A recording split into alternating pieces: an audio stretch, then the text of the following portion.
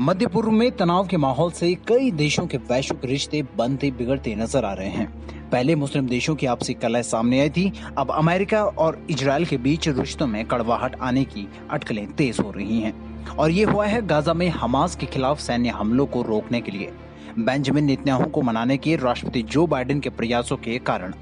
इसके बाद अब दोनों नेताओं को अमेरिकी इजराइल संबंधों के मुश्किल भरे शुरुआती परीक्षण में आना पड़ रहा है। दोनों देशों ने बीते कुछ वर्षों में तनाव के अन्य क्षणों का भी सामना किया और गाजा में संघर्ष को लेकर उनके मौजूदा मतभेदों ने एक ऐसी चुनौती खड़ी कर दी है जिससे बचने की बाइडेन ने जी तोड़ कोशिश की है।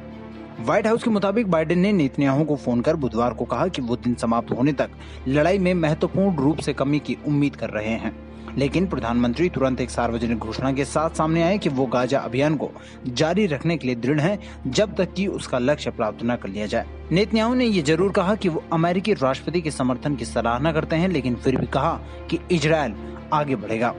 बाइडेन ने इस बात के लिए अपना समय और ऊर्जा लगाने की उम्मीद नहीं की थी। बाइडेन कार्यकाल की शुरुआत में विदेश नीति कहीं ठंडे बस्ते में चली गई थी। राष्ट्रपति ने पश्चिम एशिया में आभासी शांति स्थापित करने के अंतहीन प्रयास में फंसने से बचने की कोशिश की, जबकि उनके पूर्ववर्तियों ने बिना खास सफलता के इस दिशा में बहुत कीमती समय समर्पित किया है। आपको बता दें कि ये पहली बार नहीं है जब अमेरिका और इजराइल सार्वजनिक तौर पर दो छोरों पर मौजूद नजर आए हों।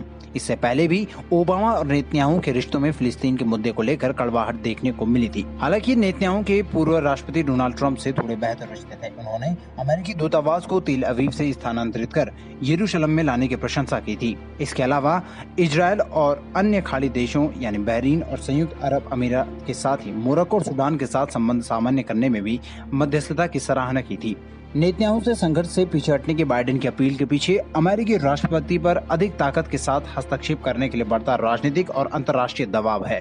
इस पूरी खबर पर आपकी क्या राय है कमेंट सेक्शन में हमें जरूर बताएं और देश दुनिया की अन्य बड़ी खबरों के लिए सब्सक्राइब करें TV9 भारतवर्ष। आपकी सेहत आपकी बात। देखिए कैसे रहें फिट मेरे साथ। खान पान, स्ट्रेस, डिप्रेशन पर अब जरूरी है बात। मैं हूं doctor Shikha Sharma. TV9 digital पर देखिए मेरे साथ। आप फिट तो सब हिट।